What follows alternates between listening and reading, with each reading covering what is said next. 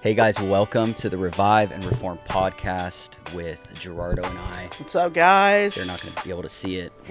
Listen, we were going to arm wrestle, but he came up with more excuses. No, there's nowhere to arm wrestle. We can't show you the entire studio right now, but there's nowhere to. I mean, we could kind of do like. I want you guys to notice that there's a pattern.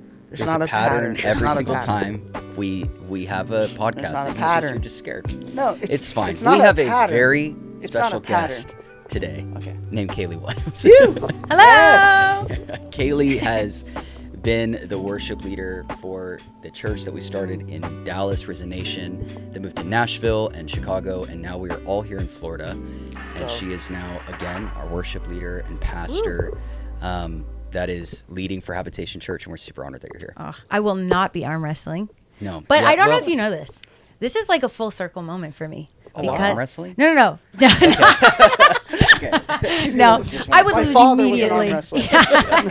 I'm actually just absolutely jacked and can beat everyone. Yeah. No, when the Lord, I went to college to be an ambassador essentially because I taught myself Chinese in high school. When the Lord told me, okay, you're going on a different path, he said, I'm going to make you an ambassador to my government, not yours. Whoa. And so I had my majors were global studies and political science. And then I minored in Chinese. But for the longest time, I was studying politics. That's full circle. Wow. See, you were meant for this moment. And just to clarify, Jathan, Kaylee's husband, would beat us all in arm wrestling. Yeah. Just wanted to make sure I was I do try him. Regularly.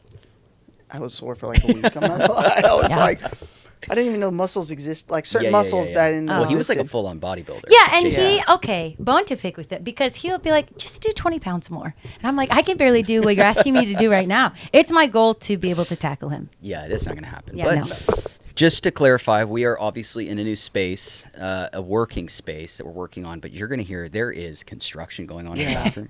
There's an office dog in here named Moses. Moses. So you're probably going to hear icon. Moses every now and then, but it's just, we're going to be real. We're just going to talk. Yeah. We're going to talk politics. We're going to talk pop culture. Woo. And we're going to talk worship. So, Gerardo, bring us in. What is going on in the world? Yeah. Bring us up to date. Well, where we're at right now is there.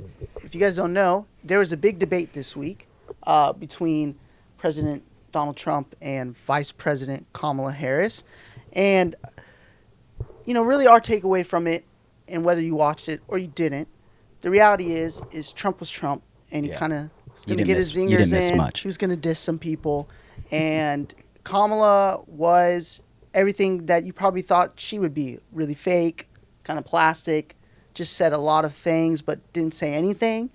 And really, they actually did some panels right after the debate with independent voters, and most of them are either still undecided or going to vote for Donald Trump. So it really didn't move the needle in any direction. And I think a lot of times with these debates, they really don't. And, whether who won or who didn't win. And I think something that really came up that we can touch on just quickly, kind of abortion came up. And that was kind of one of the issues and one of the things they debated pretty heavily. And some people don't love the fact that Trump's kind of softened on abortion as far as his public statements. Yeah. And I just want to say, obviously, because part of why we do this podcast is for the sake of believers who don't really know anything about this or how to vote. There's some crazy statistics about how few Christians actually vote, participate in government. It's startling. I want to say about 30% of evangelicals even vote, and out of those 30%, only 70% even voted for Donald Trump. So that's such a small population of the country. And if you want to hear the importance to our first couple of episodes, we talked a lot about why it's important for us to get involved as the church.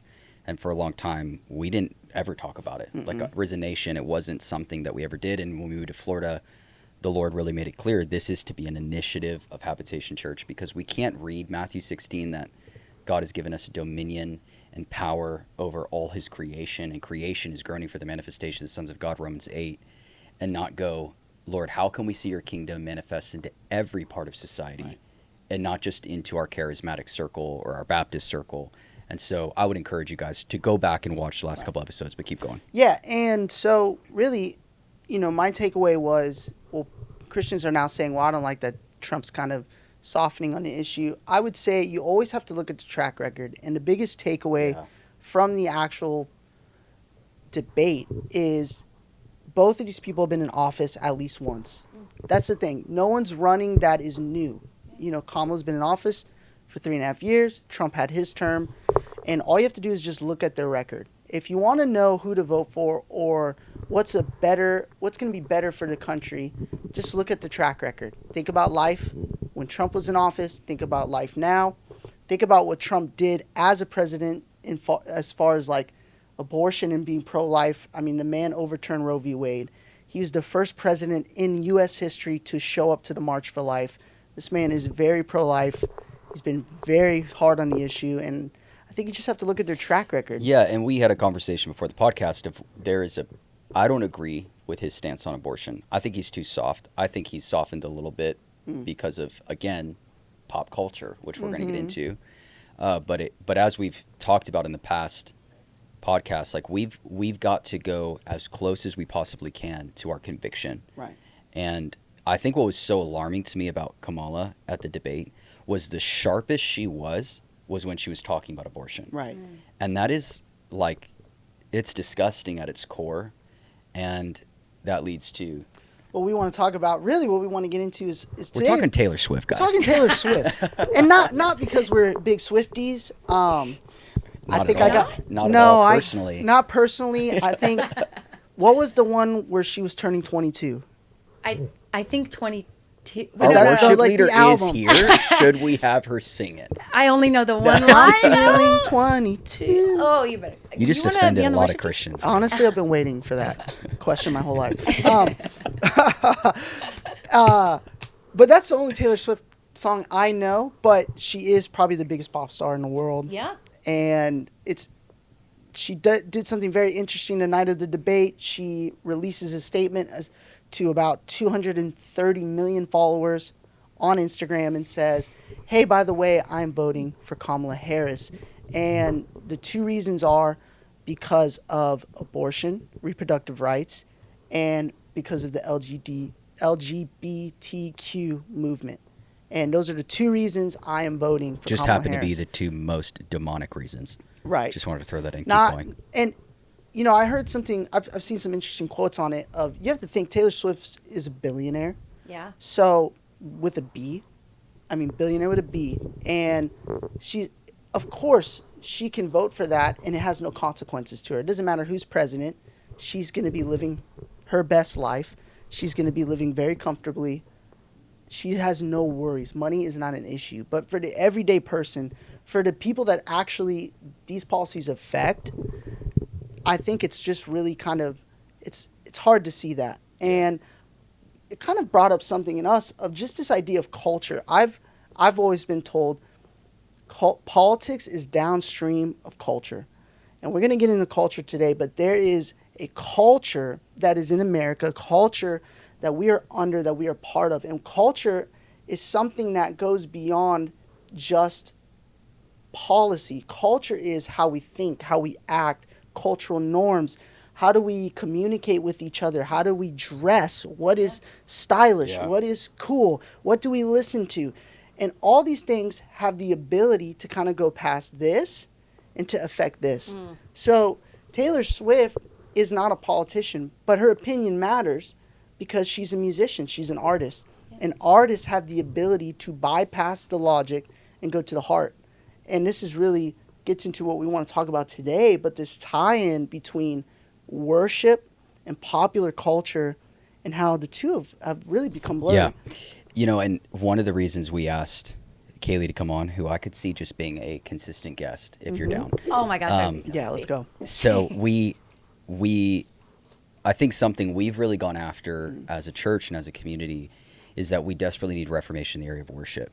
And so I think what we end up doing is we think like politics and pop culture is over here and the church is over here. But actually going to what you said about how pop culture influences how we dress, how we talk, the social norms of the day. I think the scariest part of pop culture is that the lines are getting more and more blurry between the church and pop culture. And so when we were praying about this podcast and how do we tie these things together, culture is a very important word, because I think, in a sense, politics is very weak. And the reason I think politics is weak is because, look at Kamala. She used to say, one thing in regards to a policy, whether it was border security or any of the hard, intense stances she had, right?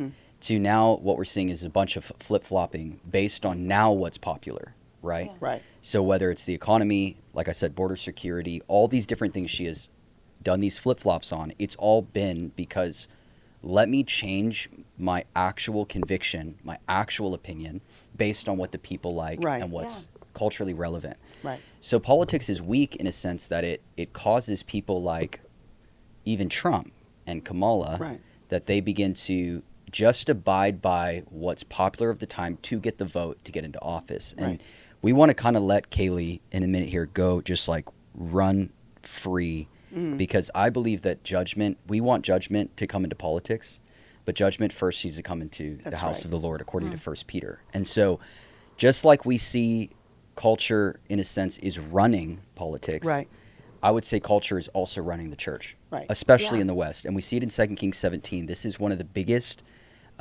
rebukes, but also warnings God gives the children of Israel.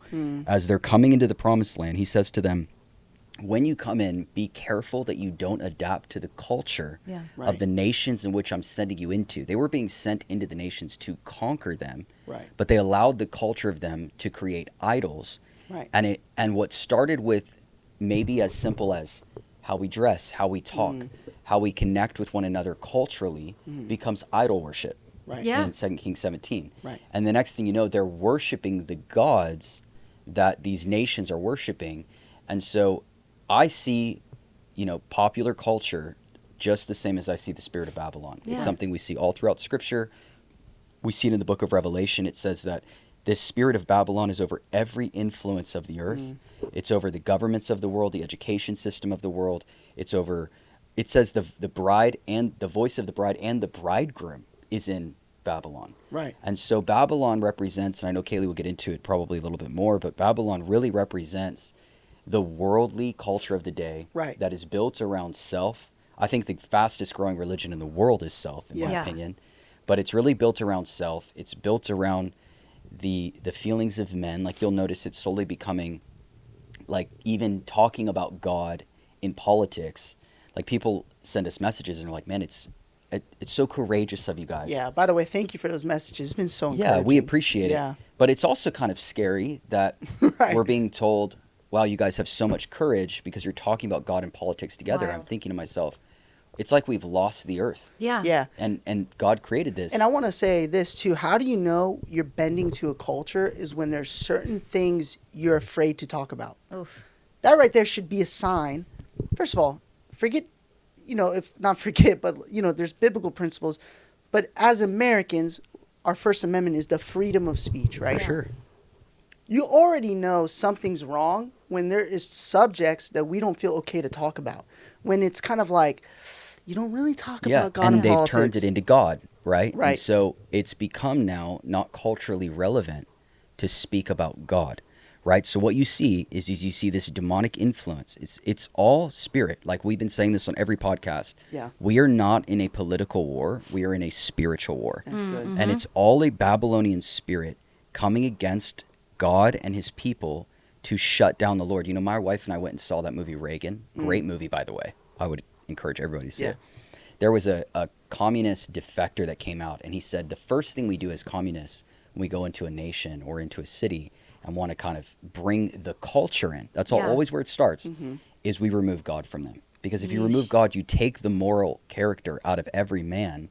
And this is what we're seeing today is to be politically correct, we can't tell the truth anymore. And whose responsibility is it to bring that truth and to remind the people? I mean, Jesus told us to go to all nations. He didn't say go to all churches. He said go to all nations.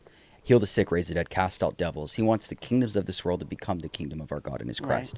So really what we want to talk about today, what we want, we want to hear a little bit of Kaylee's story as well. But really what's in our heart is what we want you to see. If you think of it like a mountain, you have politics is not at the top, and unfortunately the church is not at the top either. Really what's at the top flowing downstream is pop culture. Right. And what happens in the realm of pop culture is impacting the decisions politicians are making because they want to be accepted by people and make a name for themselves, which is the mark of the Babylonian spirit, Genesis 11.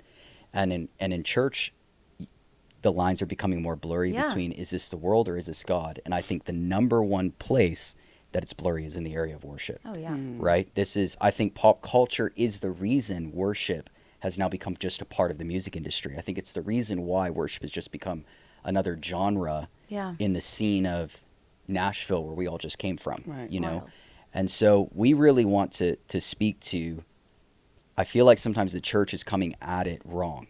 Yeah. Like we want God to bring judgment to politics. We want God to bring judgment to the culture of the day. But again, judgment starts in the house of God. Right. And the reason we are doing this podcast is because we believe that there needs to be some correction within the church. And if we can correct the church, you know, we talk about all the time, whenever worship was reinstituted in the Old Testament, according to true Davidic worship that was toward the Lord, it caused reformation in the nation. Absolutely. And so we're of the mindset, well, I think a lot of people would say, oh, you're over-spiritualizing it. Yeah. Call it whatever you want. What we are convicted of is that if we can see the church come back to God, that's right, we will see a nation come back to God. Yeah. That's right. So, Kaylee, I know you're brewing.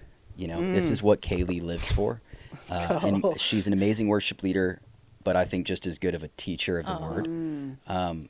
But before you kind of start just going off, and I believe that there is a calling on your life to help kind of bring a lot of correction in the area of worship, to be honest. Yeah. And again, we need to get the church and we need to get worship again to be the influence, not the influence. Come on. Hello. And if we can deal with the church, if we can deal with what's going on in worship, I think we're actually going to have the courage to begin to deal with the politics and the pop culture. We should be the ones setting the culture. Yeah. And the Bible doesn't move to stay relevant. The Bible is the relevance we need to get back to. So, Kaylee, you're a worship leader. Tell us where you started. I love this story because you have seen a lot of different streams in the church.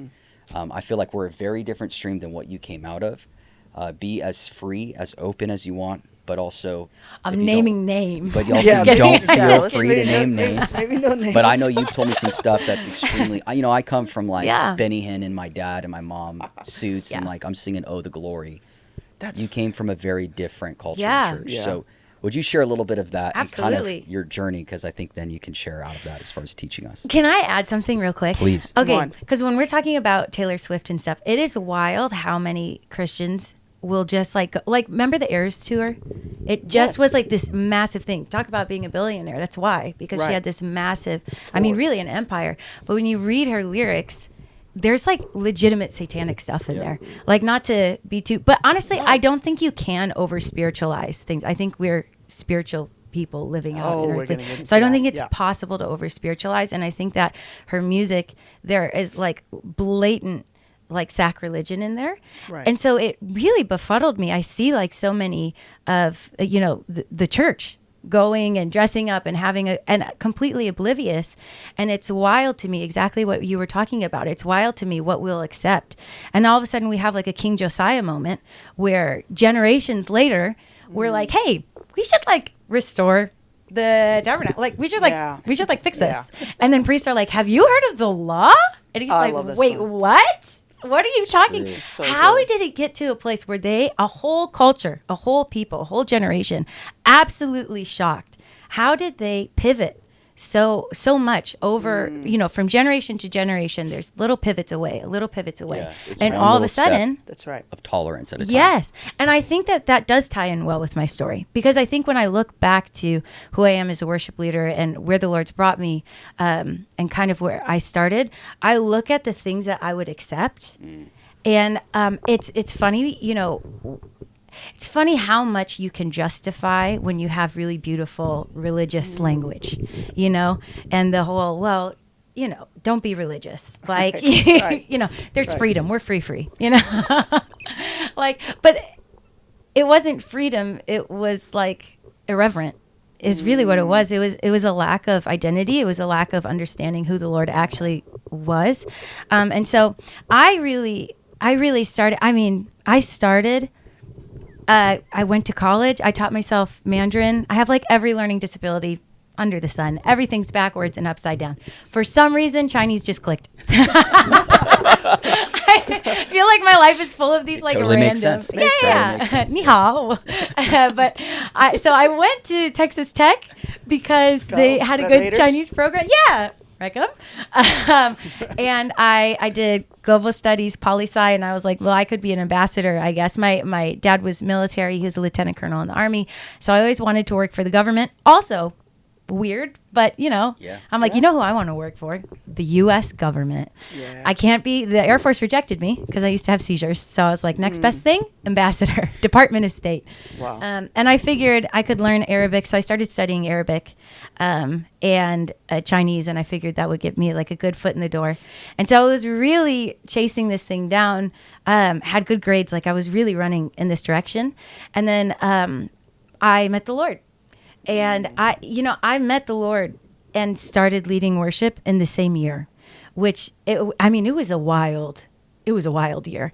But basically, I had always been raised in the church, and I think that's true for a lot of the American church. And I think that's why Babylon can get a foothold in a lot of our hearts. What is the statistic in America? It's like over 60%. I think even 75% would claim that they're Christians. Yeah, I think the number right now is 68%. 68% of Americans would That's say wild. It's crazy. It's the majority. Keep going. Yeah. So good though. So then we, myself included, I'm like, oh yeah, I go to church. I'm good. The box is checked.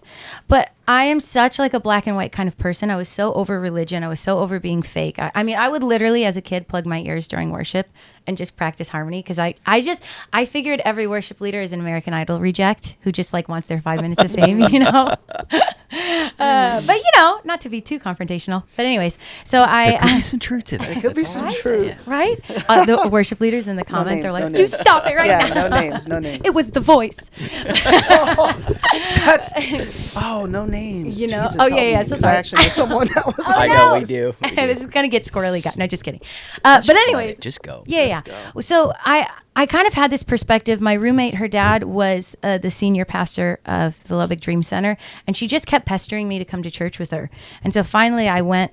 I was 5 minutes late, as per my usual, in those days. And I was trying to miss worship, but I walked in the middle of worship. And of course, her dad's the senior pastor, so they have a seat saved for me at the very front. So I'm walking down the aisle, and I'm encountering the presence of God for the very first time. And like the authentic presence of God. And I remember I remember it hitting me, realizing in a moment, oh, everything I've ever known is wrong. Like wow.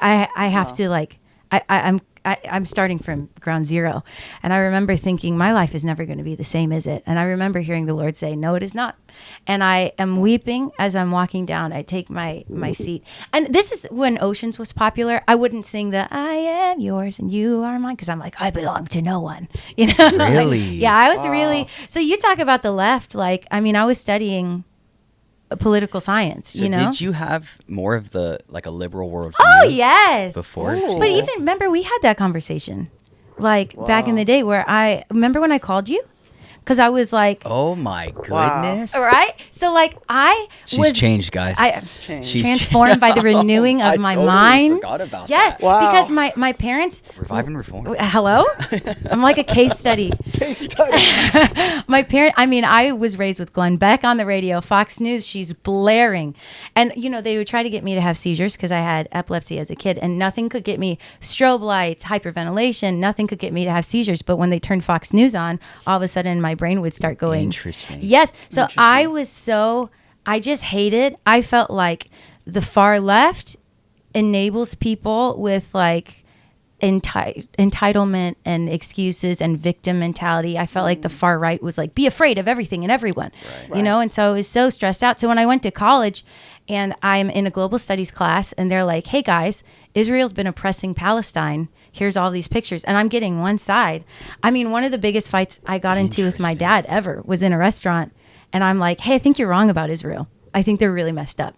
And he's like and my mom's like, everyone shut up. You're embarrassing us. So it's I'm learning some stuff about Kaylee. Listen, cat's out the bag, guys. Wow. But I think that this is the reality of where a lot of the younger generation is in the church.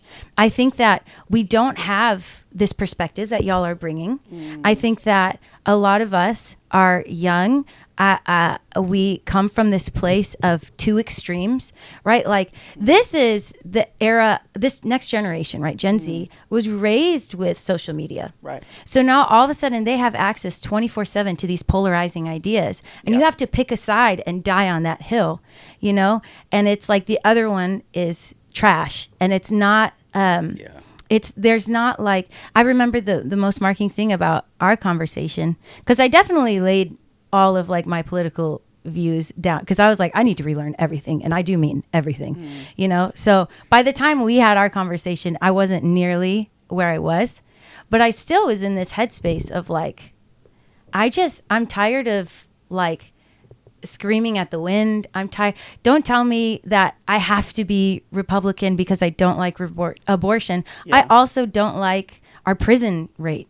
I also don't like what welfare looks like. Like, Right. I feel this tension on both sides of the coin. And I think something that you said to me that really marked me is like, you don't just have to be like, oh, I'm Republican. All of these other issues don't matter to me now. No, get involved and actually be the hands and feet, and actually like go to the homeless shelters and like pray for the sick, raise the dead, like do the things for the least of these. But also like, when you are casting your vote and you're actually like putting your voice, putting your like authority to something, vote for righteousness, vote for justice. And that, I think, to me clicked. I wish there was a Holy Ghost party. You know? I mean, that'd be That's great. what we've talked about, honestly. talked about like, this the I last wish there bit. was just like a super Christian party, but we have two choices. We have two you choices. know? Yeah. But you know what's funny that I'm thinking about? This is hilarious. I feel like you've always been, and I think that this speaks to the generation, Yeah. like especially Gen Z, is would you say in your mind you've just always found how can you go against the grain? Yeah. Like that's what I. I Because wish I could have said in that moment. I was like, how can I tell you no? Because I know you. Kaylee has always been, but I think it's something I'm seeing more just in young people. Yeah. There is this, and I believe this divine thing given to this Yeah. generation. Yeah, come on, dude. Right? Especially Gen Z, like it's given to, which you're not Gen Z, are you? I'm right on the cusp. You and I was born Emily are 95, both. and that's like Okay. right on the. So like, but I've noticed about the younger generation is there is this reformer thing in them. Yes, Mm-hmm. dude. Right? Yes. There is like this, we want to be different. Yeah. And Yeah. if there's no foundation of the scriptures and no encounter with Jesus, Right. they're going to find how they can be different. And I feel Yeah. like in a way, the Democratic Party, like the more liberal leaning way, it's like we're offering something new and it's different. And, Yeah. you know, the Republicans, those are just old white guys. You know what I'm saying? Who And are oppressive. Yeah, Right. and they try to get us in this battle one against the other, but it's a spiritual battle that really has nothing to do with Republicans. 1,000%. And and this is what I've been finding interesting. I love Gen Z. I have a huge heart for them. And this is what I'm finding you're seeing that's happening is, I think in every, you could say it's Gen Z, but dude, I remember when I was in my early 20s, dude, it was like, you totally didn't want to go with the boring, like, you know, the old people, like, I'm cool, I'm edgy, I'm different. Everyone was trying to stand out because that's just a young thing. But I think there's this reformer thing, and what you're seeing right now is, dude, the stats on Gen Z are so interesting. The majority of Gen Z boys, men, I should say, they're men now, Amen. are conservative. Yeah. They would say they're socially conservative. The majority they're actually considered the sober, curious generation. They have the highest rate of sobriety Interesting. So now this is what's happening, and I think this is what's happening.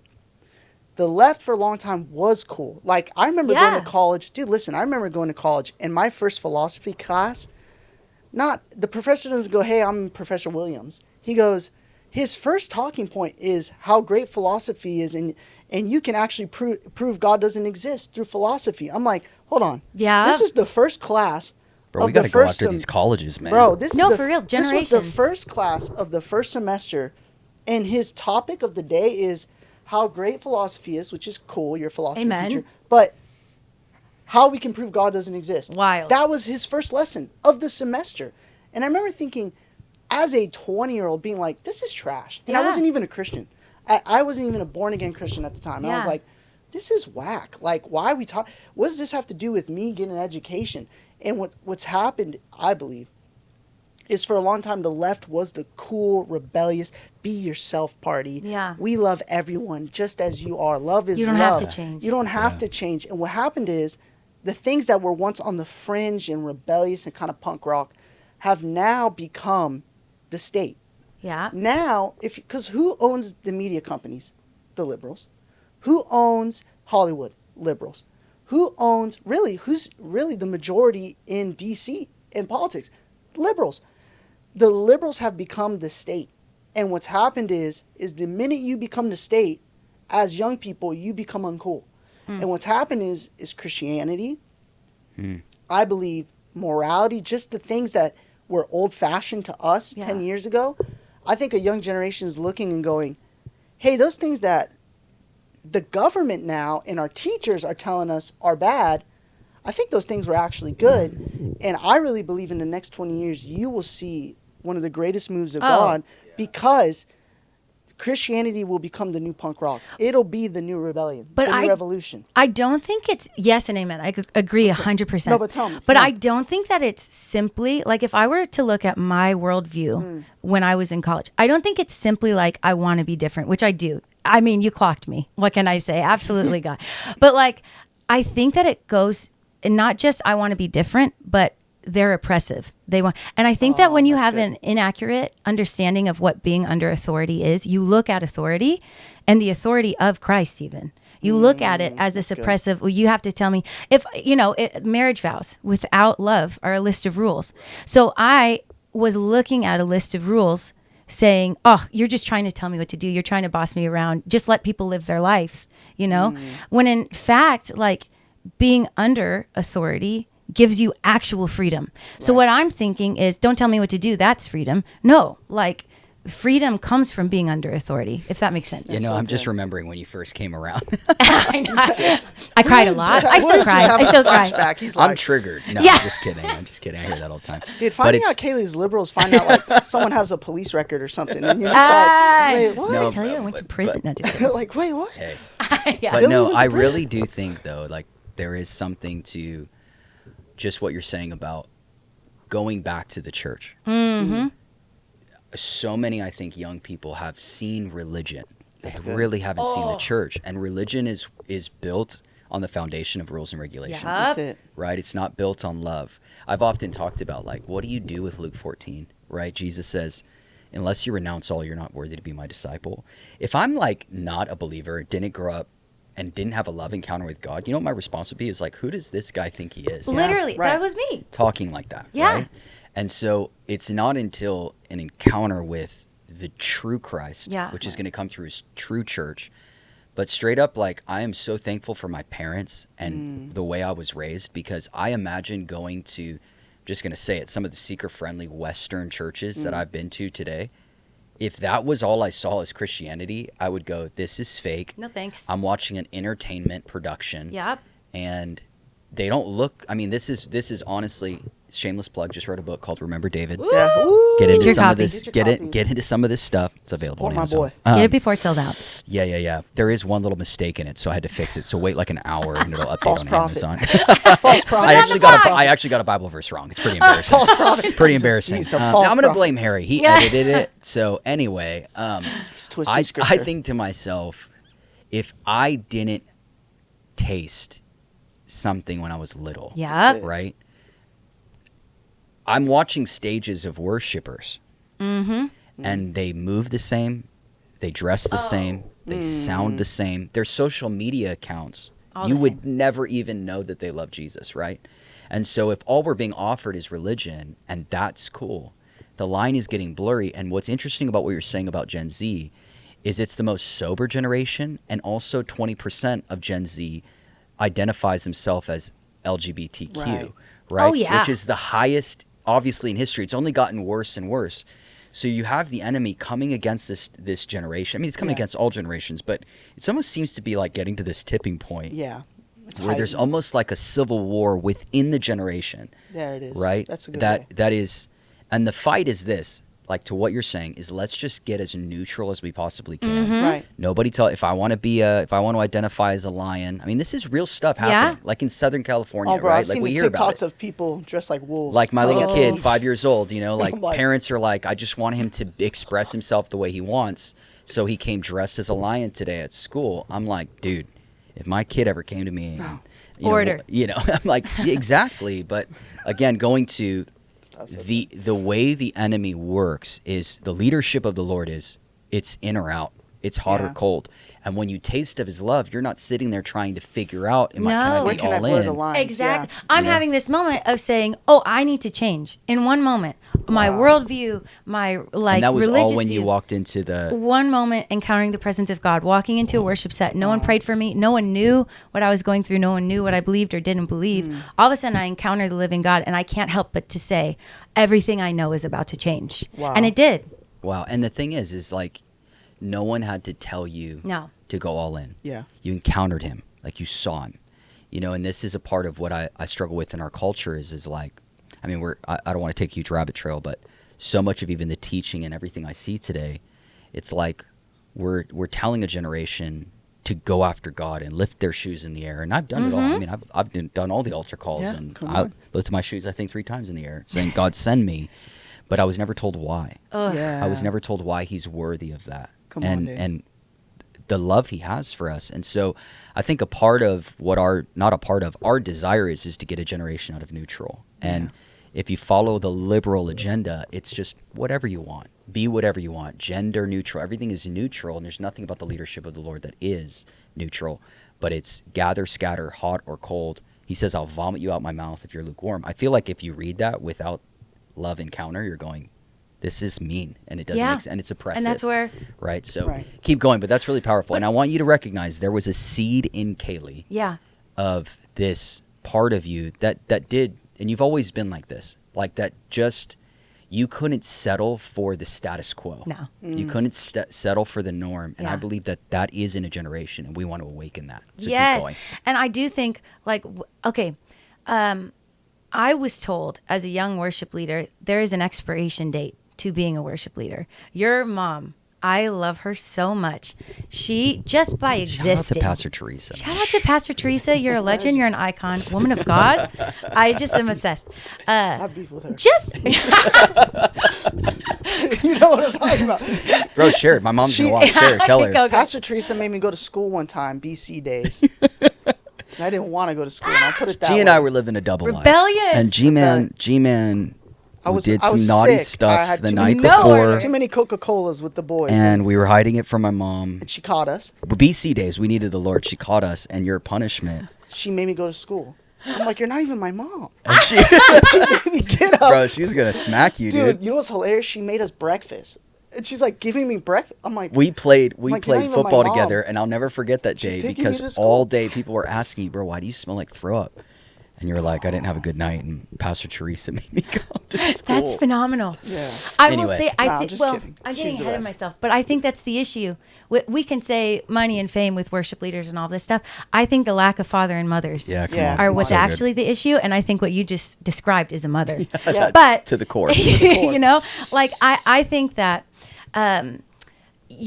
Pastor Teresa, just her existence proved to me what I was told was wrong. She's one of the most anointed, powerful worship leaders I've ever met. And I just watch her and learn so much. I take so many notes just watching her sing to Jesus.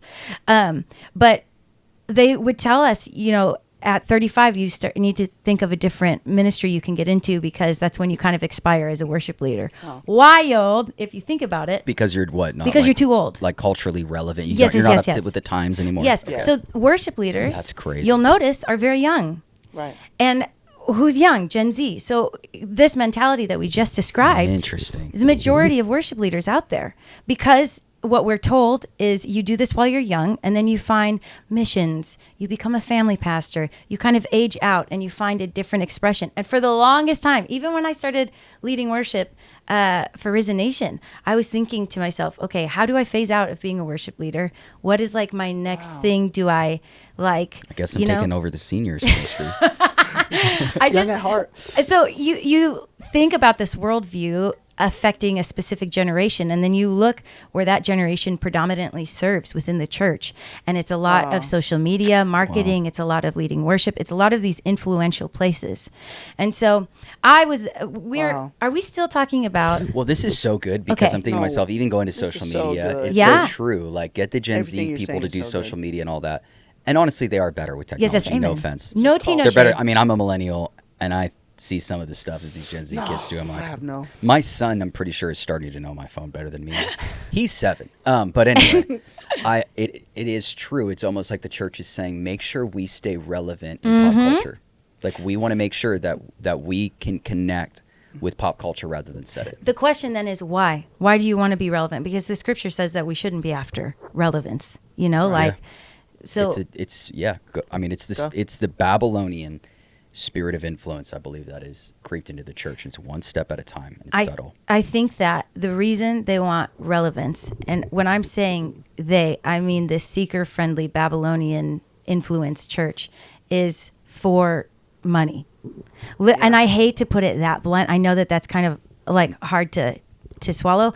But when you look at the influences like social media, when you look at worship leaders, these people get tithing units, and I'm putting air quotes around tithing units because it is incorrect. But they get people into the church. People will attend a church because their worship team is good. Yeah. And so you are then raised up to learn certain strategies of how do I get people to like me? How do I stay relevant? How do I get people in the door? But you are taught these strategies with very beautiful religious words. We want to shepherd our flock.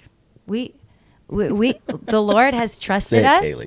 You know, but what you're teaching me is performance. Oh, well, we're gonna record this worship set. We just got done recording a worship set. I have nothing against recording a worship set, but all of a sudden you start having conversations with your leadership team that's like, oh, but if you could like cry here, that would be great. If you could look at this camera and make sure. I would have monitors over like in front of me of what I looked like, how I was perceived to the people, and we would have debrief meetings of like, what is your body language doing? You know, we don't want to scare people away. If you cry too much, people are going to think you're crazy, you know, like, so we don't want undignified worship. We want undignified worship that looks undignified enough to think, to get people to think we have the real thing so that they tithe here. And now we've reduced, and I really do, I hate to be so confrontational, but you've already clocked me, so I feel like I'm allowed. Confrontational. Go ahead. I feel like senior pastors specifically are the very first worship leaders of their house.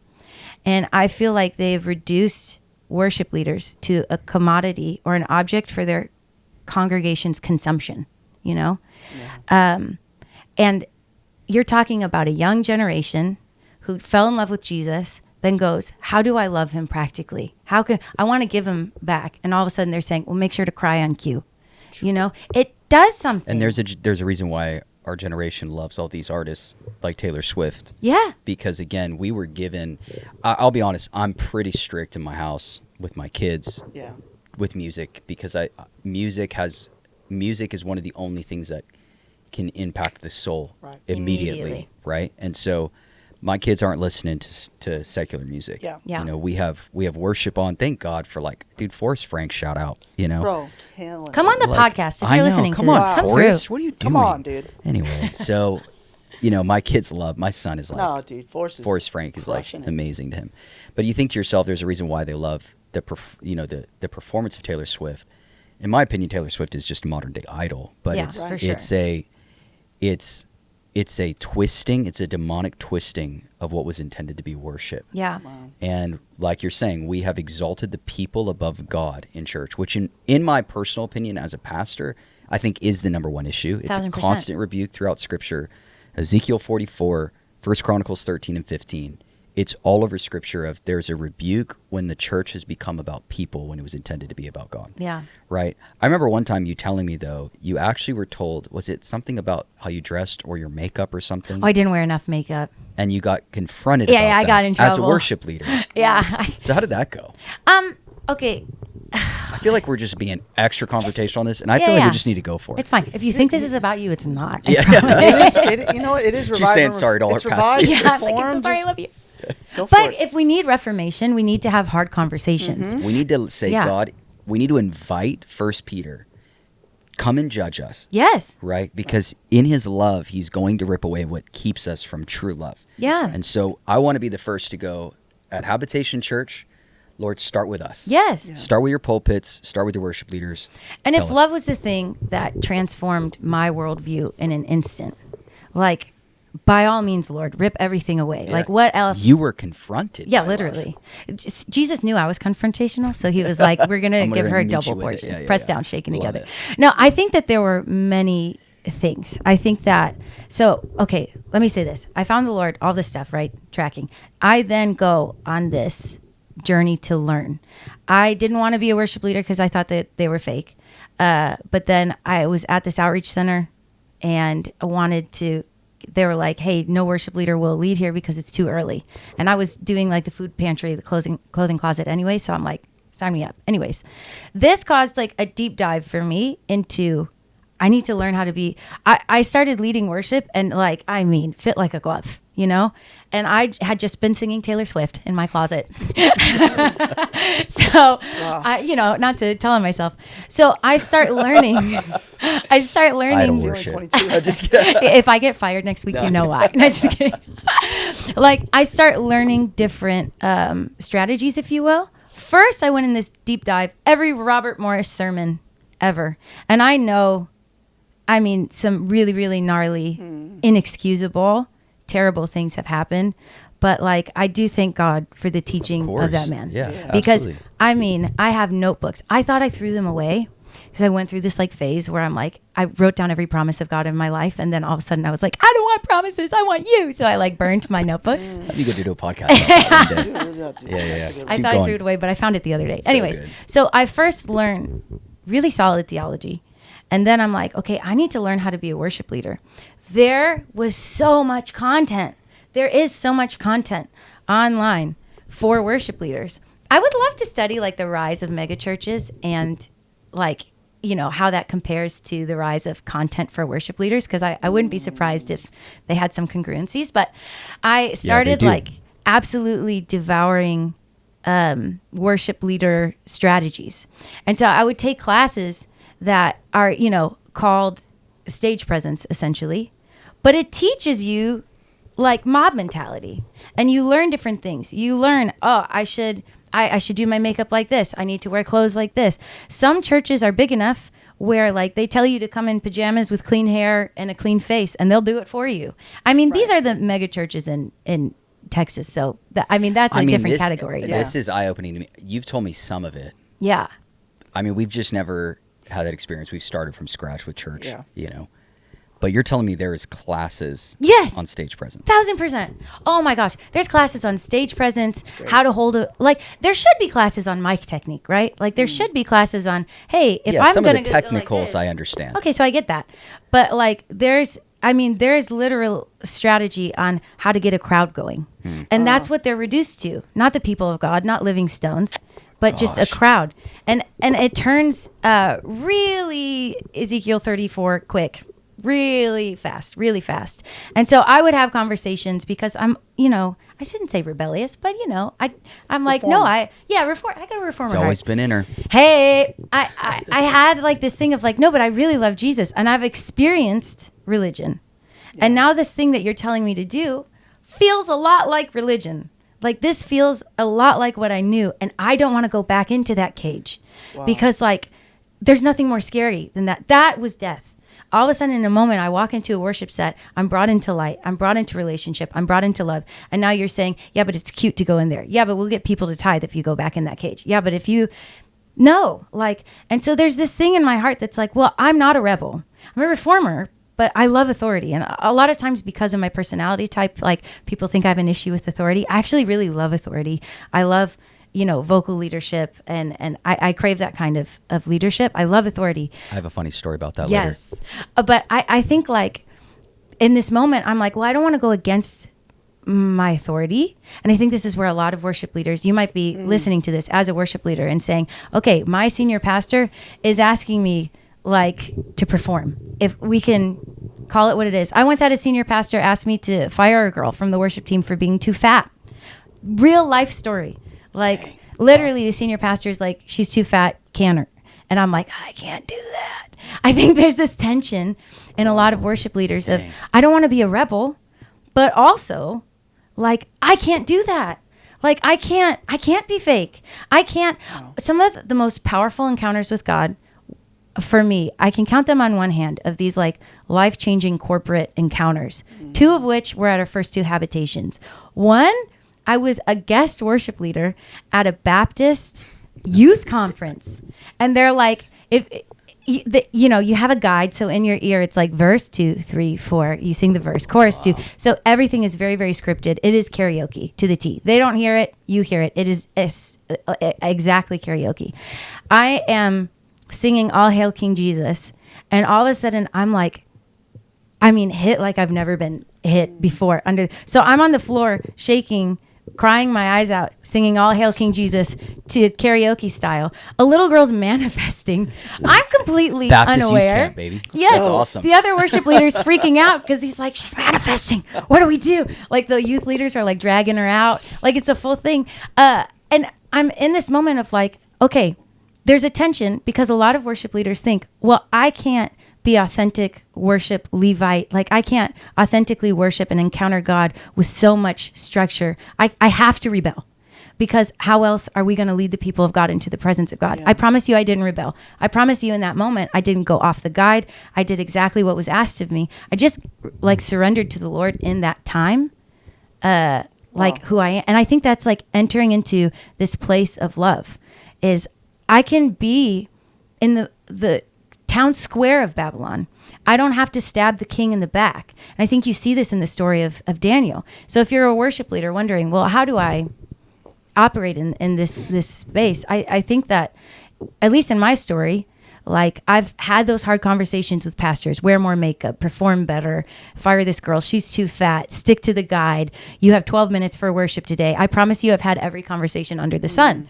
But I think that the key difference is surrendering to the Lord what you're given and creating boundaries. So good.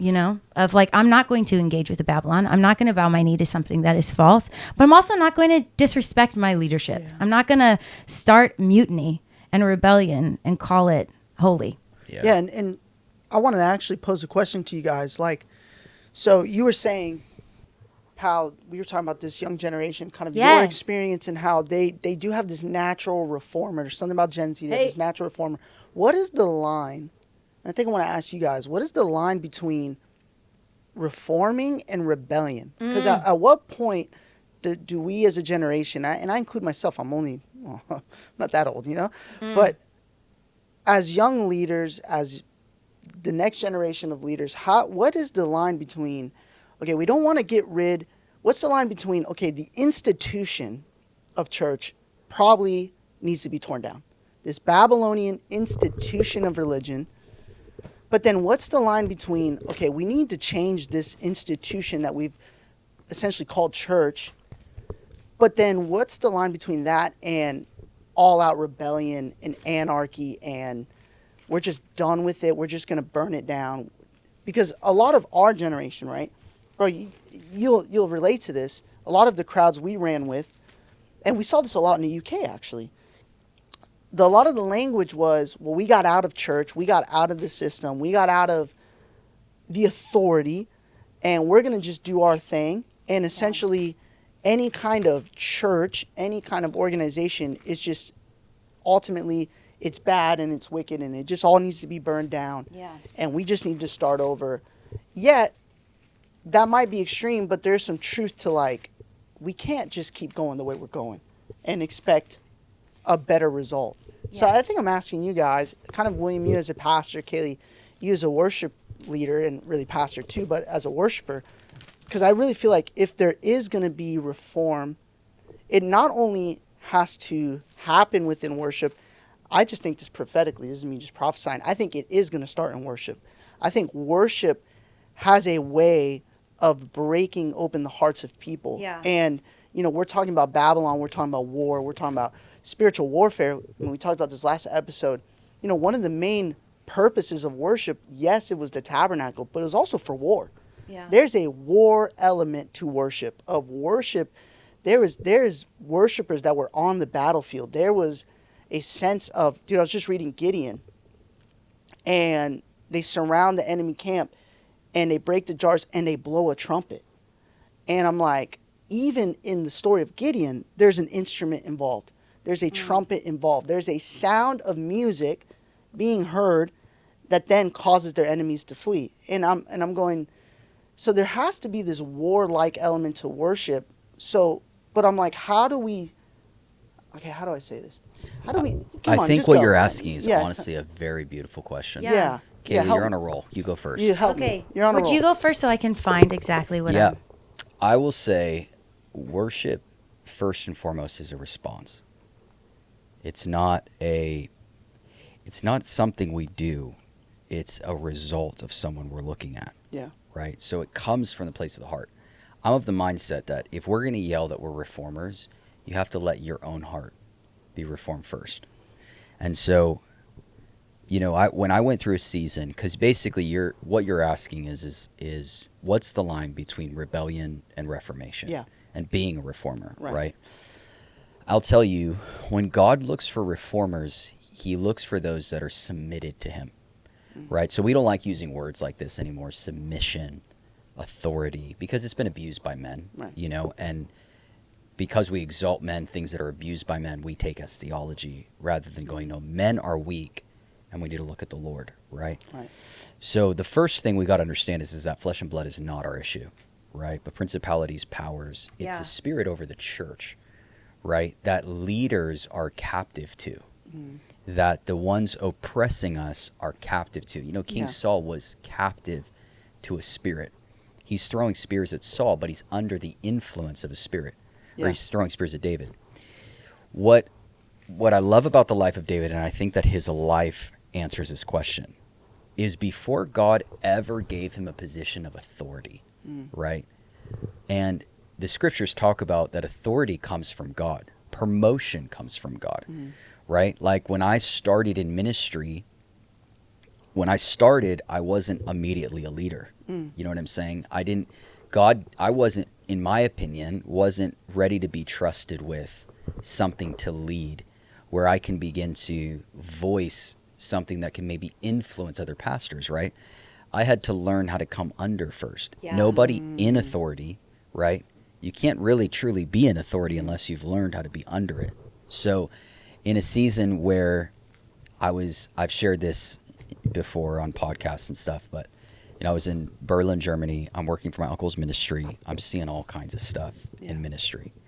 What was hard for me was it's like the line was so blurry. I feel like, you go and you see some of this stuff, like the stage presence. I'm like, man, it's so clearly this blurriness with the world. But there's also this blurriness with we're seeing miracles, powers, signs, and wonders. But there's subtle motivation of influence and money, right? Like you're talking about. And that's not even against my uncle. I was in this limo with, I say limo. It was like we were in a, what do you call it? A motorcade, right? Because that's how the big preachers would drive around. And I'm in a car with this guy that would literally come to take offerings. And come to find out, that guy is now in prison for 5 years for money laundering. So I'm in the car with that guy, and it's interesting, my assignment on that trip, we went to 3 nations, and I was the event director, and I would take care of the guests. My assignment on that trip was to take care of whatever this guy needed. Right? Now, the Lord knows, right? The Lord sees now, right? But then, I'm just the guy holding the bag. I got yelled at. This guy yelled at me. Same trip. This guy yelled at me because I booked him a minivan to pick him up from the airport and not a nice car. And so he yelled at me, and I'm sitting there, and everything in me wants to punch this guy in the face. Right? But the Lord's watching me. The Lord is building the reformer in me. And and I'm in school not in a safe environment, but in a very unhealthy environment where he's teaching me how to fight. Right? And it's going to be he's going to teach me through humility and meekness. And then so, I think my fault. Oh, you have more? So so that's how the trip started. That was in Israel. So we get to Berlin, and we're in the car. He's been bothering me from the moment this guy landed, right? Yeah. And we get to Berlin, we're in the car. he makes a statement. We put our hand in one of their pockets tonight. We're going to put our other hand in their other pocket tomorrow. Talk about the offering. I say, stop the car.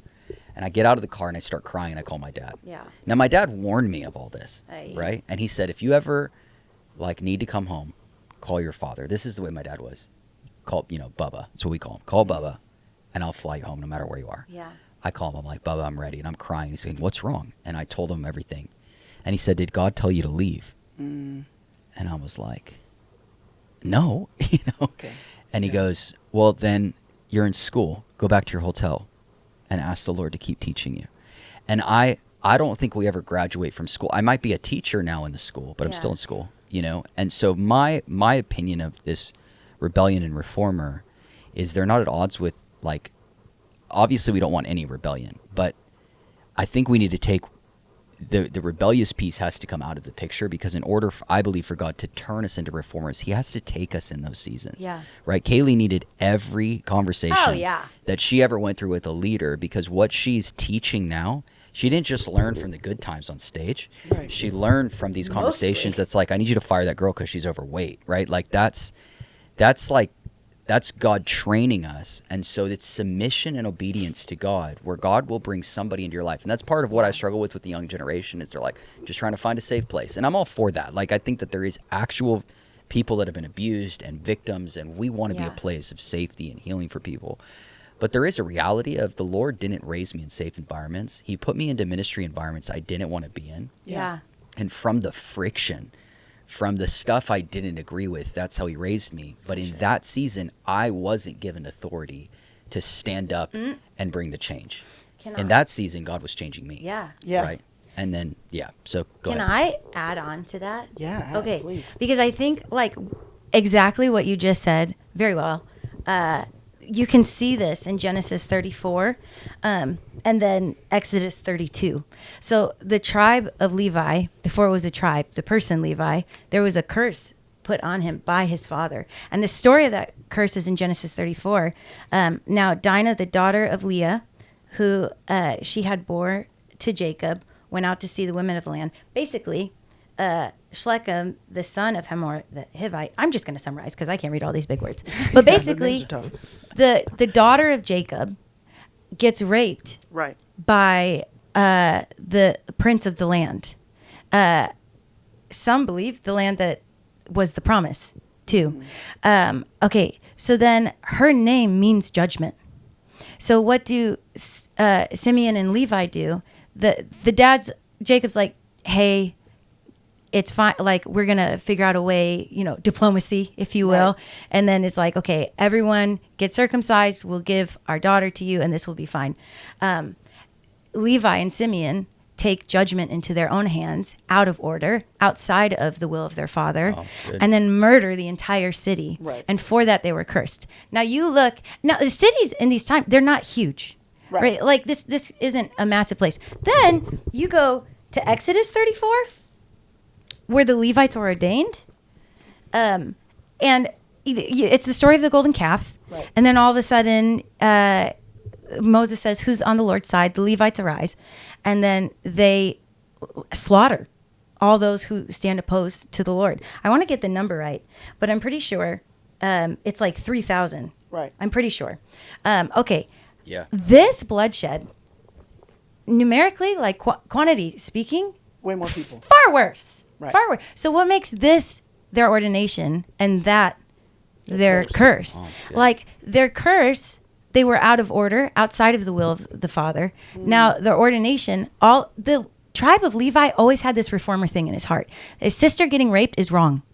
Right. And it should bother him to a huge degree. That was always in his heart. But he took action outside of authority, outside of order. And now all of a sudden there's a curse brought on himself. Now you fast forward to their ordination. That same thing is in there, but all of a sudden it's in order. All of a sudden it's under authority and it's in the proper channel. And now the Lord uses that to reform a nation. I think that is how you can see this. That's incredible. And I will say to maybe somebody that's watching, that you're listening to us talk, you're like, I want to see reformation in my church. And our goal is to disrupt people in that way. Amen. I pray pastors, to be honest with you, that are going to go, you know what, I'm going to tear down this religious system that I've built. But if you're a pastor, God has entrusted you with his people. Like, that's very intense. I was reading the other day about how David took a census of Israel. Right. Here's my Like, favorite story. think about it. Like, this guy just is like counting people. Like, we have counts every week in church. Right. And he's counting the people. And in Exodus 30, you could only take a census if it belonged to you. So David gets rebuked by God because David is counting people that don't belong to him.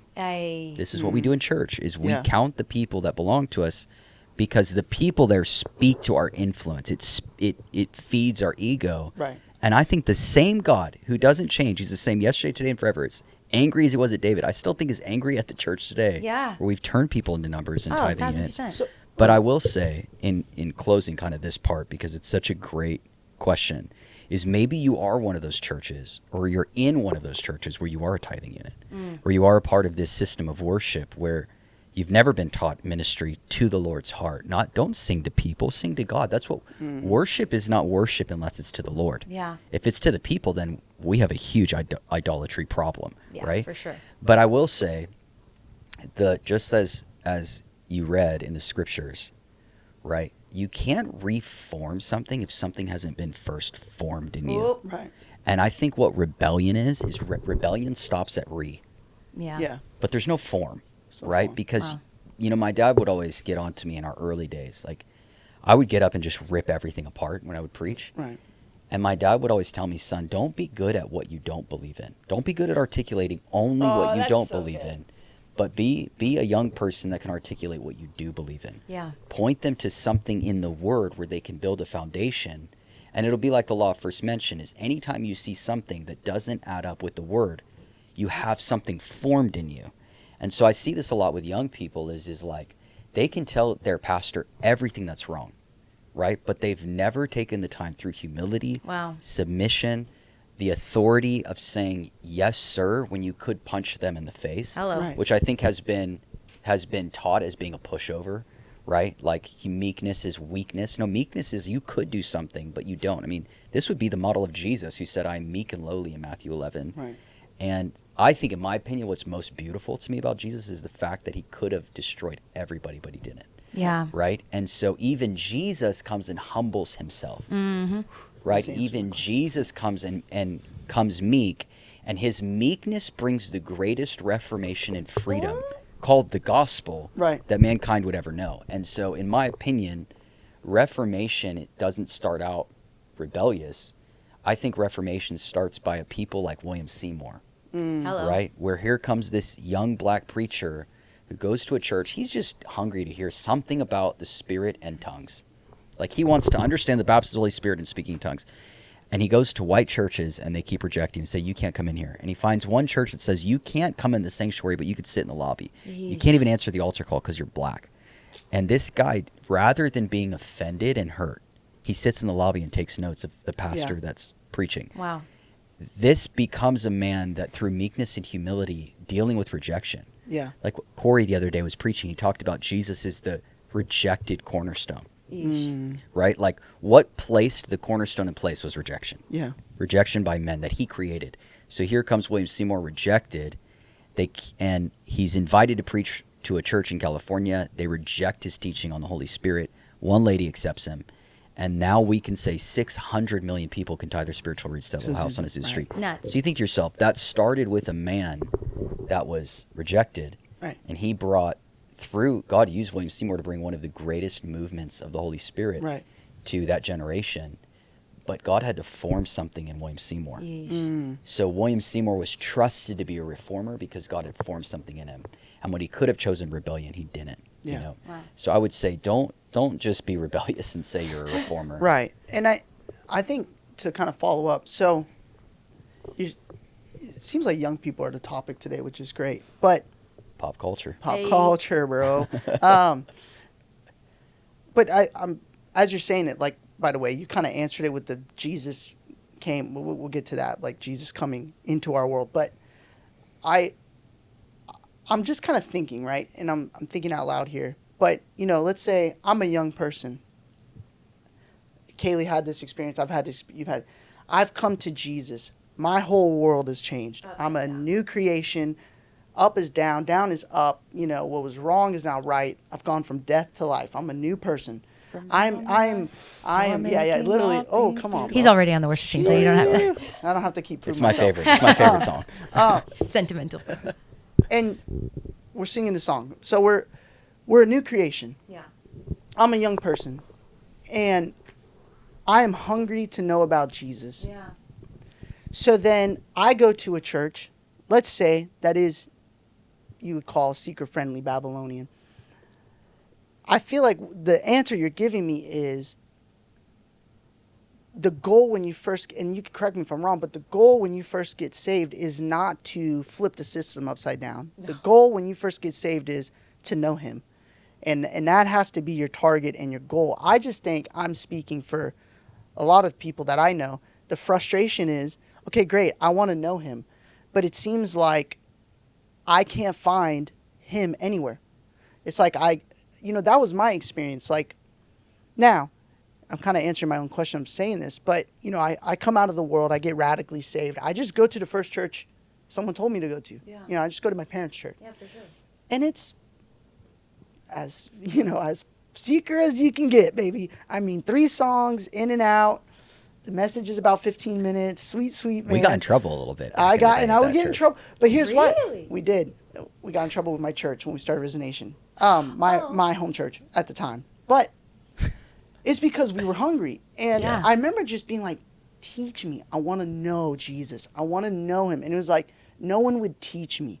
And I think a lot of this generation, I feel like so much of what we're seeing, especially in the realm of worship, is so many young worship leaders. They can hit the notes, they can sing the songs, but if you start asking them about the word, if you start getting beyond Talk about it. their emotions, you get past their emotions, how they feel about God, and you start getting into, okay, who is Jesus? Why does Jesus matter? Why do we need him?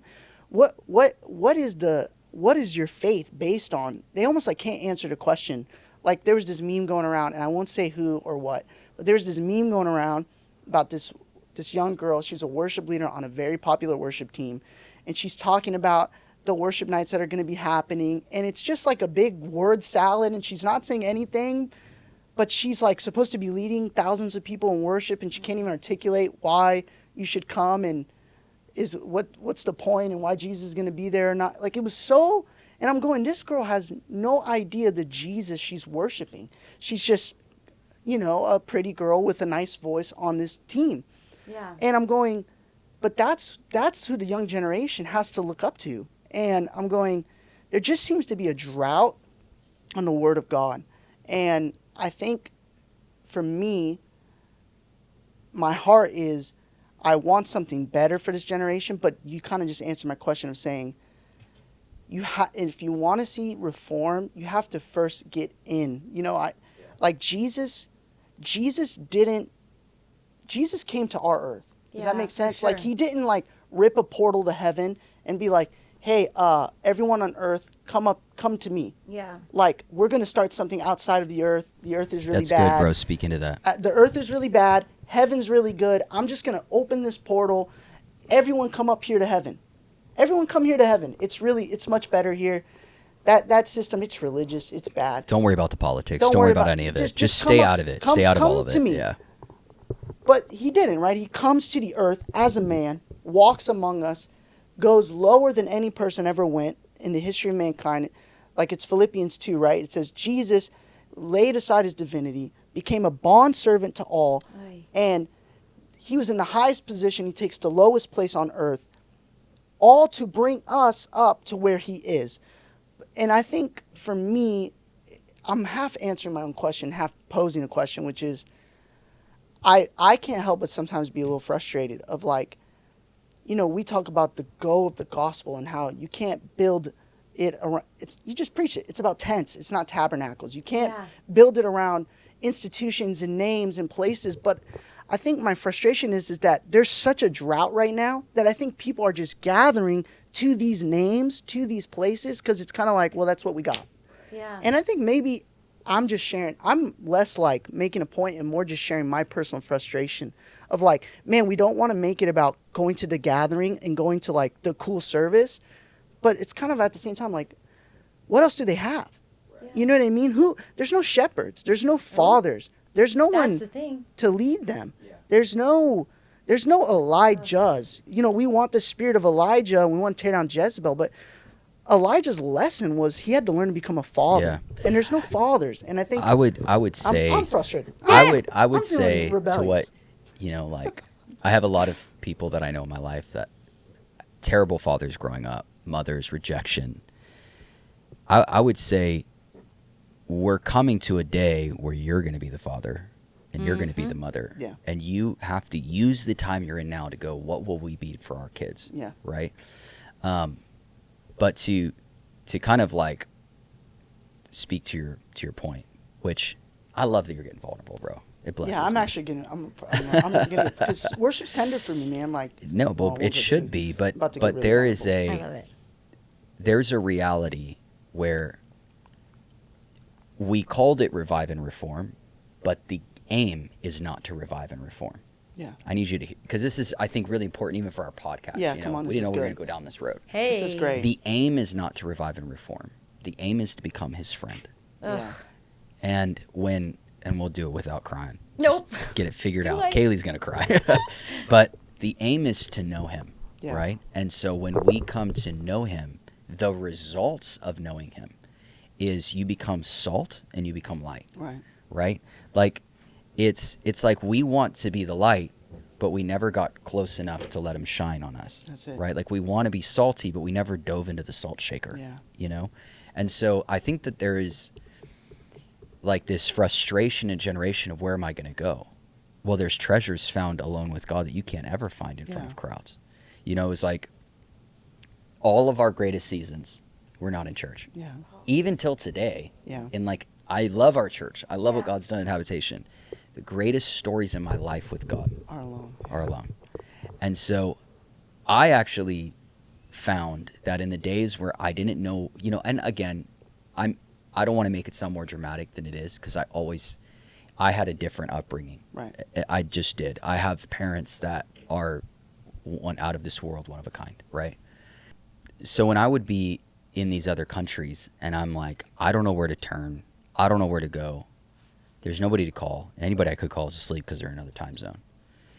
There was this beauty and treasure in the fact that I could turn into the Lord. There was this profound something that's like you can't find in a community. Yeah. You cannot find in the realm of church and ministry. And I believe that that's where God wants us all to start. And when you become obsessed with him, like when you fall in love with him, this is, I think, what drove Jesus had such a communion. I mean, it says in the scriptures that his ear was awakened by the Father every day. Like he had such a love. He was actually, the scriptures talk about how he said, I have to go preach and tell the world how much I love my Father. Right? So he wasn't driven for reformation. He wasn't driven for revival. I mean, he was revival. He was reformation. But I don't think our drive should be to bring change. I think our drive should be to love him. And when our drive is to love him, and I think that this is the biggest issue we have in worship, right? If our drive is to love him, we will become the change that we want to see. And I'll speak to a story I remember with Kaylee. And then I'd like to ask you just a question in closing. And Gerardo really uncorked something here. So I think we need to do part 2 of politics, pop culture, and worship. It's happening. It's coming. Part 2 is going to come. Let's just hold ourselves to it by saying next week. Okay. Deal? Whoa, Deal? guys. I know you have 3 kids now, but I don't want to hear about it. So listen. But congratulations, though, by the way. Wow. Congratulations. But I just wanted to kind of finish with, I remember Kaylee and I were recording something one time, and a part of a beautiful project that I love. And there was I went to the session. I was like the last person to record, and so I'm in Kaylee's session, and it's like it's the classic. We got to record this. We're going to stop the recording. We're going to do 4 takes, and I'm thinking to myself, how is Kaylee going to do this right now? Because I know Kaylee. And Kaylee's just going to start worshiping, and you can't take 4 takes of worship. No. Right? And so I'll never forget there was all these like kind of like rules that you were supposed to follow. And you started singing this song. You had violins and cellos around you, and you were singing this song. And I'm sitting in the back, and I'm watching all of these people like lined up against the walls who are the production team. They were part of the artists. Everyone starts crying. Like, I mean, it's like the presence of God came in. You didn't follow any of the schematics. You just started worshiping. But it was like the presence of Jesus was your validation in that moment. Even the leaders were like, we're not touching this. And so you're standing there crying, going into cover songs. I don't even think you were allowed to do that, but you're just going into stuff. And the presence of God is so rich in the room. In that moment, Kaylee wasn't going, I'm gonna flip this whole room upside down. In that moment, Kaylee is going, I'm in love with Jesus. Yeah. And I'm going to minister to Jesus, and Jesus is going to come in this room. And Jesus, the presence of Jesus, has the power to change everything. He has the power to reform, to revive. Actually, he's the only one actually with the power to reform and revive. Our job is to host him. Our job is to tend to his heart when no one else will. And that was what was different in Ezekiel 44 about the two types of priests. And we'll do this maybe part 2, because I feel like we've got so much of worship stuff to go into. But in Ezekiel 44, there was one priesthood among the Levites that followed the people, and there was one that followed the Lord. And it says in verse 15 to the sons of Zadok, the Levites, it says, when the other priests left me and followed the people, it says, you kept tending to me in my sanctuary. Like, you cared about me. And I don't think we think about God in this way a lot. Like, I can actually care for his heart. Like, I can bring comfort. Psalm 69 says, of the Lord's, I mean, it's the Lord is speaking. It's talking about the progression of the cross. It said, I look for comforters, and there was no one. The implication is that we can actually bring comfort to the Lamb. Who would have thought we'd be talking about this on a political podcast, right? But this is what we need to break all the walls down, and we need to get the Lamb again back central, because this is why this nation was founded. They were founded for religious freedom to worship God. And we have now made it not politically correct to talk about God. But that's how the nation was founded, was on worship. Yeah. They wanted to worship freely their Lord. And so I would say our hearts in this is to, of course, disrupt the system, see revive and reform, speak up and say the truth. But where does that come from? It comes from our obsession with the one who's true, right? So I want to finish with this question. Kaylee will finish it, and then we'll do part 2 next week, okay? Let's say, because we've talked to kind of the group of people, the young people that are in church, frustrated, like, what do I go? Where do I go? What do I do? I feel like I don't have any power to change anything. I want you to speak to the ones that do have the power. Oh, I have a story for you. And whether it's a pastor watching, a worship leader watching, that does have influence. Maybe they're in your position where they're called to, oversee an entire worship team, and your pastor trusts you to take the worship team to wherever God is leading you, and they're maybe stuck in a religious system. What would you say to that leader, like the first place to begin would be?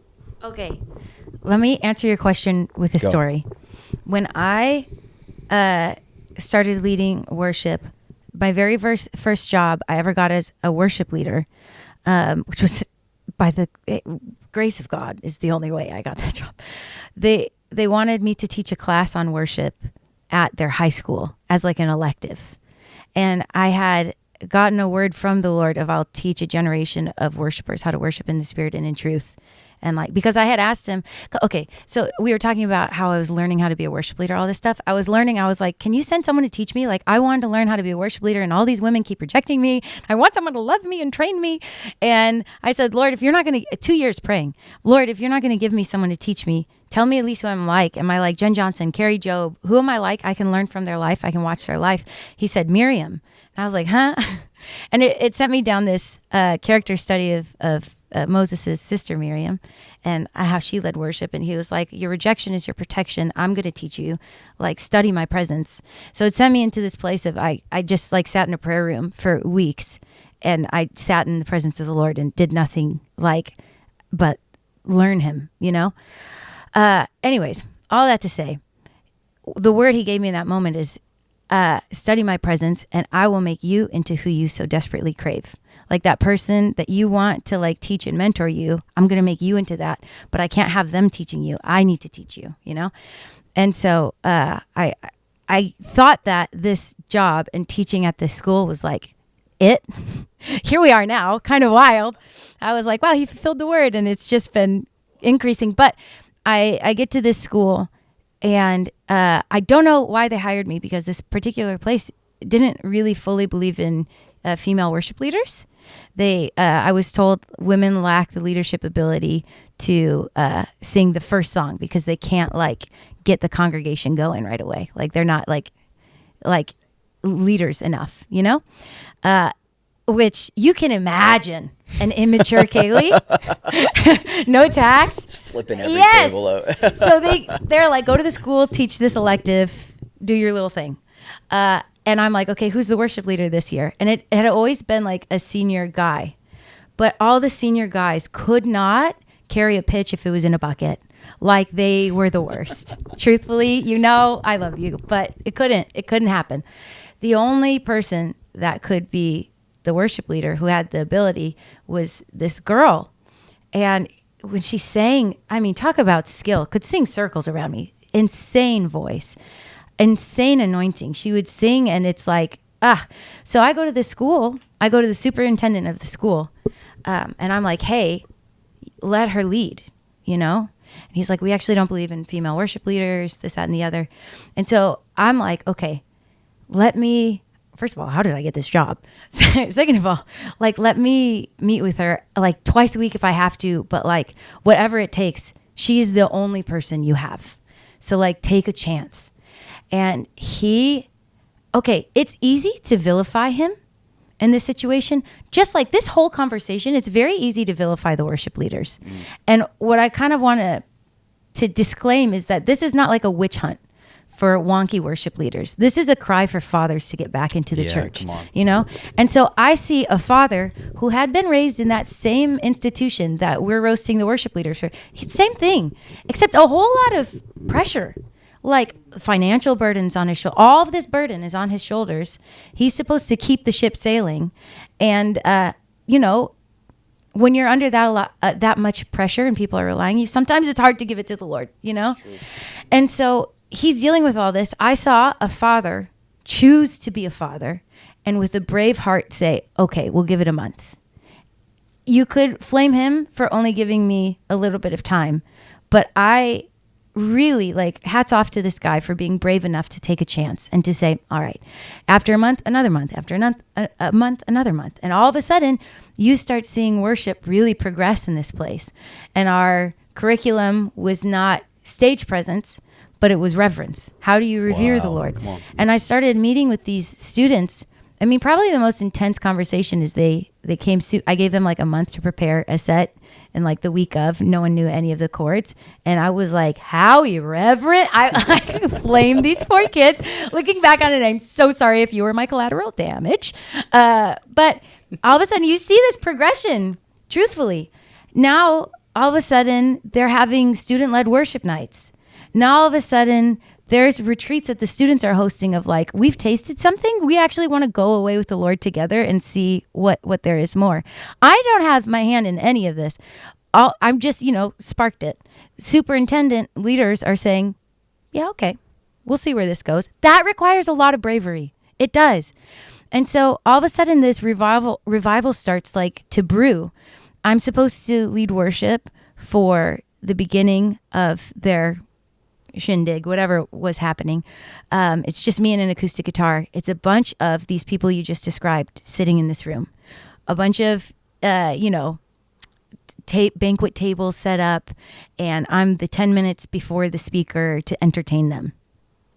And I remember I literally stopped playing my guitar in a room full of these influential donors, everything. I started playing, everyone's just watching me. I stopped playing my guitar, which was very controversial in the day, and said, hey, I've watched your children chase after God in a way that you should be inspiring them. If you would just look at them, you would be inspired by their faith. Like, how about you step into a place of fathers and mothers that you should be and get more hungry than them and champion them forward instead of them dragging you by your hair. Like, how about you start right now in this moment to like actually make a change? And I saw I was kind of confrontational, like the superintendent, the senior everyone. But all of a sudden, these people stand up and they're like, "Yeah, sure," And I see them go for it. The senior pastor then is like, "And you know what else?" And like all of a sudden, this thing starts brewing. Okay, it's my last week at this church, and they're like, "Go to the leadership retreat for the student leaders." And I felt like they're like, just lead a 45-minute worship set. And You're a Priest Part 1, you know how I talk about these different expressions? I just had learned that at the time. And I was like, we have untapped potential. Like, what are we doing? So I went to the superintendent and I was like, hey, remember how you've been like trusting me this whole time? I'm going to ask you to trust me one more time. Last hurrah, go out with a bang. Can I please like get rid of all of the chairs, make these little stations of different biblical expressions of worship with all the scriptures explaining and different, here's some flags, dance, here's some crayons, like give them art, shout, practice these things. And like, can we just get uncomfortable one more time? And all of a sudden I notice his yeses. He's like, yeah, absolutely. Easy, do it. Now there is a progression of bravery. This happened over the course of about a year and a half. This wasn't an overnight thing. And I learned that there's a difference between submission and apathy. A lot of times, if you feel like you're powerless in a Babylonian structure, you're just like, well, I'm just not going to care. But you don't see Daniel doing that.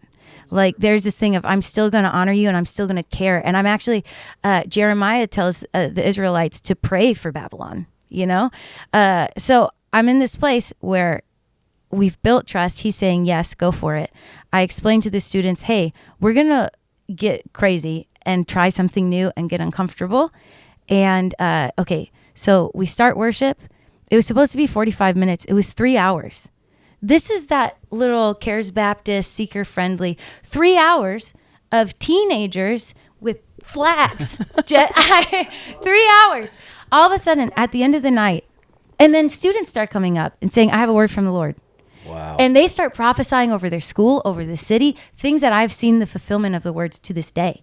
Like, okay, so then same man, superintendent, at the very end comes up and I'm like, surely I can't be in trouble. Like, come on. I'm used to being in trouble at this point. At the end, it goes from, we don't believe women can lead worship. He grabs the mic and he says, guys, I want to publicly repent. Like, wow. We've been wrong about what worship is and what it looks like. And in this school, I promise you, you're going to see change. Like, we're going to change the way that we approach worship in this school. And it's going to start with you. And we're going to like carry this with you. I saw reformation. I saw legitimate reformation, the kind that we talk about. And it didn't come from me, having this blog post, absolutely ripping the superintendent to shreds and being like, he doesn't believe in. No. So what I would say to the superintendents of the world is be like that man. He is such an example. I realize that it requires a lot of bravery. Be brave, be strong and courageous. Like, you cannot confront a Babylon and still hold on to self-preservation. It doesn't work. Eden, the Lord was the walls. The Lord protected it. The center, there's the tree. The center of Babylon, there's a tower of like, let me build up. Around Babylon, there is a wall of self-protection. Around the garden is the presence and the glory of God. And so I think like you have to approach, if you want to see the glory of God, you can't have this self-preservation mindset. You can't. Like, you can't confront a Babylon and be concerned about your attendance and money and what will they perceive of me, all of this stuff. I saw a man choose courage and choose glory, choose Jesus over what he knew. And this is scary. And the reality of it is, it could be very scary for you, but be strong and very courageous. He's worth it. What an answer. Wow. That was powerful. Guys, cliffhanger. Hey! We're doing part 2 next week. Sign off. We're not going to even keep going because you got to watch the next part. Amen.